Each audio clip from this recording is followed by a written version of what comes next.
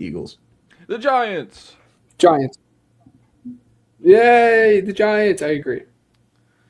The New York Football Giants. You're playing for the New York Giants. The New York Giants. If anybody gets that reference, The New York Football Giants.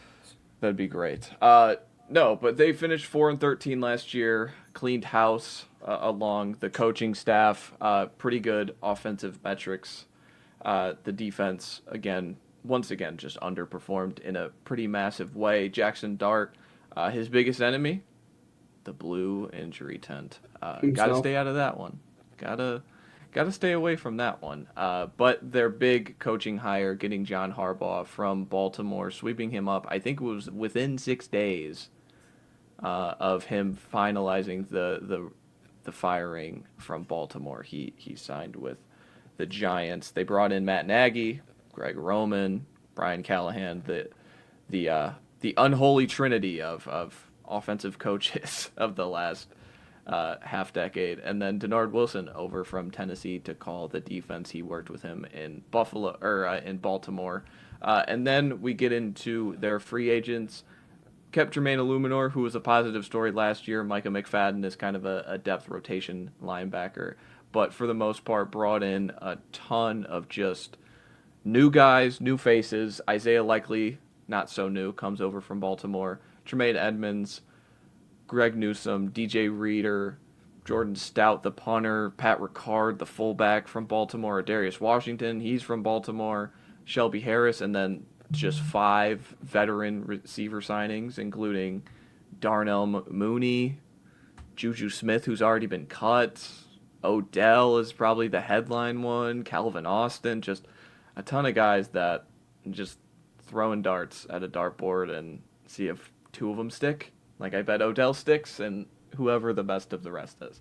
But their biggest trade of the offseason, they traded away Dexter Lawrence for the 10th overall pick that became Francis Mauigoa.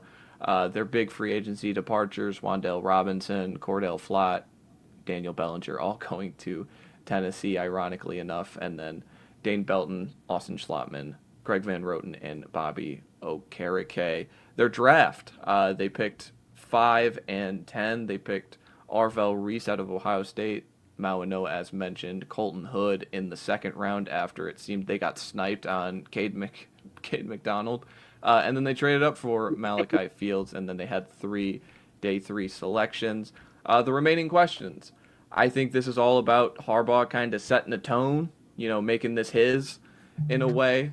There's already been some firings within the front office that guys who have been around the Mara family since the 1990s, and it seems he's making decisions to where if you aren't positively affecting football on the field, you're going to get out of here. It seems like he's running the show in terms of draft picks and signing players with all the Baltimore guys coming in. So interested to see what that looks like long term. And then the other question, the overall offensive output, the Dart development plan. Like I said, Matt Nagy, Greg Roman, and Brian Callahan, I just don't have much hope in the short term. Like, as a passer strictly, to where I think their best offense is going to be similar to what Dable did down the stretch last season, where it's just like battering ram. Like, the run game's going to be pretty good. Like, Malachi Fields is a good blocking receiver. Scadaboo's going to be healthy again. Like, I could see that. And Greg Roman he can design a mean run game, but, like, I have no faith in this passing game being, top half, top 20 even. Like, I know Neighbors is seemingly like he's going to be healthy, but I just wonder what that does for a guy like Dart in his development, where I was very anti-playing year one, and I thought he did pretty solid. Like, he stayed above water, but there were games where he's getting hurt, and he's just not showing any progressions. Like, the Vikings game. Go watch the Vikings game, and then watch the preseason Vikings game again, and it's rough. So interested to see how he develops, what he looks like from year 1 to year 2, because that's my biggest fear. If this guy doesn't look any different, what are we doing? Well, I'll take it a step further. I mean, my biggest concern is that you're going to just continue to use him as a rag doll, right? And he's just going to be this crazy crash test dummy, and he's going to get hurt. And like the fact that he like got out of last year like relatively healthy is just like unbeknownst to me how that happened. And if you continue to use him this way, is not going to end well for him in terms of like the longevity of his career. And then again, you use him this way, and now he's not forced to learn how to like actually pass, and you're just going to stunt his development. I'm right there with you.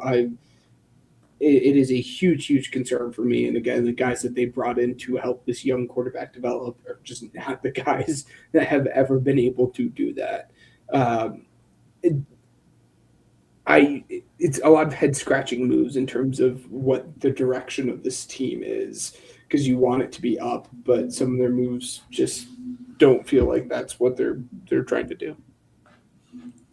Yeah, one thing that I want to note, when it comes to this offense, maybe a little bit of hope with them. I think Dart kind of held his own. I mean, he played a lot of good teams last year, and I mean, he could have been better for sure, but he was also missing out on Malik Neighbors, who, if you remember, in the first 2 weeks, he was very productive. I mean, 5 catches for 71 yards against Washington on week 1. And then against Dallas, 9 catches for 167 yards week 2. He faces Kansas City in week 3, and then all of a sudden, week 4 against the Chargers, he obliterates his knee. So if this guy comes back, that's a very reliable, target for Dart. And I think it'd be a very positive, addition to the development plan that these guys have for Dart. Then you also mentioned, the veteran wide receiver signings. I don't think, I mean, there's not going to be a single one of these guys that necessarily blow your mind, right? But they're good No. to have in the room for development because they're experienced guys that, have proven that they can be good route runners. I mean, I'm not going to sit here and say that Darnell Mooney is like, oh my God, he's going to be the Giants' saving grace, right? But at the same time, I mean, I don't think that he's an incapable receiver for this offense. And he already has experience with Matt Nagy on the offensive play calling side. Not to mention Darius Slayton was still a very proven, decent guy for Dart last year. I'm not entirely sold on the receiving core, but I will say, I mean, Neighbors adds a factor to this that Dart didn't have. And with that being said, you can do nothing but think optimistic thoughts when you look at Jaxson Dart. And with that being said, I'm excited for that. Then you talk about the defense. I mean, Arvell Reese, we're all excited about, so I don't necessarily have to hit on that too much. But Tremaine Edmonds is a good veteran presence to stack on there at 3 years for $36 million. That's a heck of a price. Rumor has that they were trying to trade for the guy before the Bears just let him go. I mean, you look at this team, man, and I can't help but think like they're definitely building this, like you had said, in Harbaugh's, light, right? Like, obviously, this isn't going to be a team that makes a playoff push by any means, but when you think about development, I think they have some of the pieces to be able to be decent, keep them in games that they don't belong in. Like, I don't know. It all just hinges on, really, and you guys already mentioned it. I mean, Dart, the fact that, what Ben had said, the fact that this guy was able to come out and still finish the season is just, I mean, that's an act of God right there. This guy was in the blue tent how many times? I mean, it's incredible. But I mean, even Isaiah Likely is still a good signing. I mean, like, they added good pieces. Now, the one thing that I would just say, just to wrap this up, I mean, I really didn't like the fact that they traded Dexter Lawrence, given I understand the situation and everything, but that just doesn't help anything. And this defense, I mean, already wasn't great. And, I'm not entirely sold that they really patched that up. So, and then Scattaboo, by the way, yeah, he's healthy now, but like for how long? You know what I mean? Like that's not to me, it's like this guy's not going to be healthy. I don't know if you guys noticed it, but I have Tyrone Tracy on my bench on like both of our leagues. Like that's a guy that I would. Harris. So I think that's an indicative of everybody in the room. Yeah, I mean, genuinely speaking, it's the health aspect of it. It's I mean, I don't know. Ryan, let me ask you a question. What is your confidence in Jaxson Dart simply tied to Malik Neighbors? Because I mean, you yourself experienced Matt Nagy being like the offensive guy in the room and the impact that he had developing a young quarterback. He did excellent, and obviously for young quarterback development there. Yeah, exactly, right. So like I just wonder where is it just Malik Neighbors or what is it? Okay, I'll start with the bad. I'm surprised Matt Nagy still has an offensive play calling job. When you look into any coaching staff, you're not expecting him to be there. The offensive mind in the room. It's not even play calling job. Like John Harbaugh doesn't do offense. Like Matt Nagy's the offensive guy. Like overlooking everything. On the flip side of this, has Matt Nagy ever had as talented of a receiver as Malik Neighbors? Ever? No, but that's also because Neighbors is probably S tier talent. I'm just saying, right. So my thing is like, I'm not gonna close the door on him yet, but like I'm really close to it because it's Matt Nagy. I wouldn't necessarily want him to be mentoring my young quarterback, given his track record, but at the same time, like they did their research. They took a long time with this process, if you remember. And if this is the guy that Harbaugh, because Todd Monken said Harbaugh, no. That's why. Monken took a head coaching gig. That's what he wanted all along. That's why the process was long. They just had to wait for him to say no. Monken was either going to remain the head coach or remain a coach in Baltimore, or he was going elsewhere to be a head coach. That was a given. But my thing is like, if Harbaugh, if this is the B team for Harbaugh, that still is a pretty decent title to have. Like, I'm sorry, but I don't care how crappy you are. If Harbaugh is the guy that's like, hey, come coach my offense, okay. But yeah, I'm not crazy big on Matt Nagy, but I don't know how good can we run screenplays? Like, you know what I mean? Like, that's a concern. That's a concern that stunts the development of a quarterback. Like, is that going to be our offense? He's just going to be a crash dummy and run screenplays. It's not fun to think of it like that, Ben. They're one of the few teams that I come away with, like, I have no idea who their 4 best pass catchers are. Like, I don't know what their ideal formation is. Mm-hmm. Like, I think Neighbors is obviously on the field. Likely is obviously on the field because he's your best tight end. After that, you get into, like I said, like, Slayton, Calvin Austin. Yeah. Malachi Fields is a 3rd-round rookie, so it's like, am I really going to expect him to be on the field day one? Let's sign Odell for the vibes. Like, yeah, the Odell thing is, again, this is a 33-year-old who tore his ACL like 3 years ago in that Super Bowl. So it's like, yeah, that's my thing is they threw a bunch of like darts all around and didn't. I don't think they invested enough in pass catcher to me to where like we want to figure out how good Dart is. Like I just, yeah, I don't know. We'll see. Yeah. Well, that's a perfect segue. I have 2 breakout players. One is a given, so we will get to whoever like the given is if you guys don't say it. The other one for me is just like likely, right? Like this is he's going to step in. He's going to be the tight end 1. He's going to be funneled with targets. The best weapon and safety blanket for a young quarterback is a tight end. I think the breakout player for me is Isaiah Likely, and then if we don't get to the given, I will talk about the given player as well. Dart? Clearly. No. Big Dart guy. No, for me, I mean,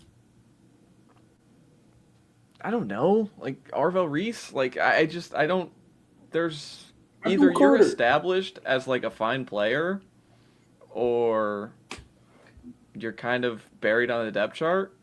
Like what you're saying is like Abdul Carter's gonna be good. He's already good. Like he's not a breakout player. He's already good. So That's what I'm saying. um, You look at his stats. He had 4 sacks last year. That's why I'm saying he's the given. That's like yeah, he's the softball. That's why I didn't say him. That's the given player that I was talking about. yeah. Yeah. Maybe Colton Hood gets on the field quickly. Who knows? I don't know. I'm leaving this segment up to you guys at this point. No Scattaboo. No. No. All right, let's get into the schedule then. Najee Harris. Devin Singletary. Jameis Winston. They're over under right at 7.5. No juice to either side. They're 4th in the division, 12th in the conference, 23rd in Super Bowl at 70-1. Who wants to start? 70-1. Holy cow. That's right.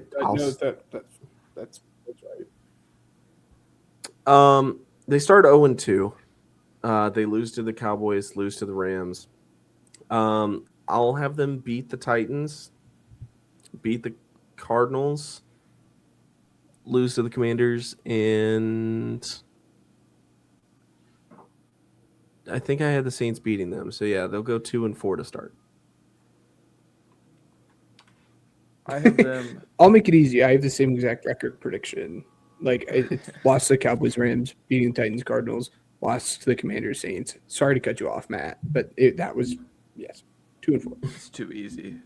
I have them losing to the Cowboys, losing to the Rams, beating the Titans, Cardinals, losing to the Commanders, beating the Saints, 3-3. Okay.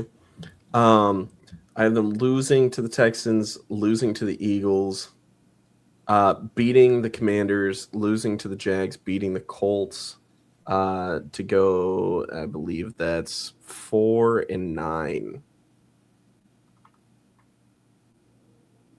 total right now. You go, Ben. Nice. yeah. I have them losing to the Texans and Eagles, beating the Commanders and Jags, losing to the Colts. I have them right there at the 4-9. I have them losing to Houston, losing to Philly, beating Commanders, losing to Jacksonville, losing to the Colts. So I think that's the same. Yeah. And then I have them beating the Browns in the last of the slate. So to the audio listeners, it's going to be losing to the Niners, losing to the Seahawks, beating the Browns, losing to the Lions, losing to the Cowboys, losing to the Eagles. So that adds 5 to their losing total. So 4-13 on the season. I'm sorry, 5-12 on the season. Yeah, I have them beating the Niners. I don't know why. That game just felt like a win to me because Jaxson Dart is just going to be due for a couple games. So I have them beating the Niners, Substation. losing to the Browns. Substation. Losing to the Seahawks, beating the Browns, and then losing out the final 3 to the Lions, Cowboys, and Eagles, putting them at 6-11. And I think I'm like comfortably taking the under on their odds here at 7.5. Yeah. Yeah, I have them beating the Niners, losing to the Seahawks, losing to the Browns, losing to the Lions, beating the Cowboys, losing to the Eagles. I'm with you, man. I don't see 8 wins. And even then, it's like, is that even the best case scenario ceiling? Just from what we just talked about with the offense. Like, I I hate to harp on it so damn much, but like I get the offensive line is probably going to be pretty decent, but I don't know how this team is going to be explosive outside of a guy coming off like a catastrophic knee injury at receiver. Like Yeah. there's just I don't see it. My thing is Dart cannot stay healthy. There's no way. I mean, given last year, and I mean, I know that they talked about it briefly this offseason about like how he can't stay out of the tent. He's like, dude, I don't want to be in there. Like, I'm not trying to be. Um, but like, I don't know what it is about him, but he's gonna wind up there. Scadaboo's gonna wind up there, and I hate to predict it off of injuries, but it's like it's just a type of player. I don't know if he's just like the pocket awareness. I don't know if it's because like I believe he's a shorter quarterback, so it's like, with that being said, it's like I I don't know. I mean, I think if you're gonna talk ceiling, 8 to 9 wins, maybe, like if everything, like literally everything has to be going right. And I mean, it's a rough schedule. I mean, nobody's really talking about that aspect of it too. When you look at the Giants, um, I mean, for those of you in the card collecting business, I mean, I don't know how Dart's value is so high, but like, don't buy this product because it's gonna go down. But yeah, it's rough, man. Yeah, I don't like it. I don't like it. Floor, I mean, I'm seeing like 3 wins, three. And no, I I mean, mean, I it think their could even floor go is like 2 lower. wins. I Yeah. think their floor is like 2 wins. The Cardinals and Browns. Like, You think so? that's your floor. I Yeah, think they yeah. could I think they could beat the Cardinals for sure. I think They probably they have too beat much talent for two.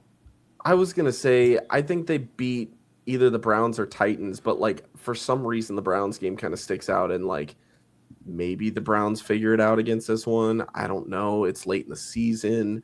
The Browns kind of do that weird thing where like they win a couple late in the season, like maybe.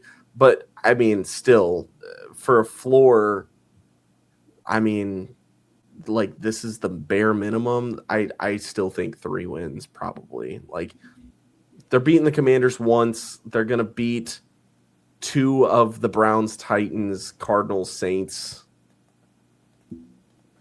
maybe the Colts. Like I don't know. It all just, I mean, not high on them. Either, I mean, yeah. Take the under is the main point here. To recap, um, I have them at 5-12. Ben and Matt have them at 6-11. Sorry, Giants fans. Yeah. It's just going to be another year of like, again, we just want to see Dart development, and I don't think that they have the This is the pieces coaching in staff. place to get a proper development this year. Well, and that's the thing too is compare it to the way the Titans and Saints approached their offseason this year, Yep. right? Like the Titans are going out of their way to say, "Hey, we're going to overdraft Carnell Tate." The Saints are going to overdraft Jordan Tyson, and even if that burns, like they're and both teams are going to sign massive free agents along the offensive line, and like we're gonna overhaul like I get Dable swapping out for Nagy. Like, is that a upgrade in the aggregate? Like, I don't know. They both got fired, but in the end, I feel more confident in those teams, at least given it the working man's try. Where this is a lot of Dart save us. This is going to be another one of those like 35 times running the ball, and they're going to be down 2 possessions in the third quarter. How are we going to get a proper Dart evaluation? I don't know. Yeah. Rambling.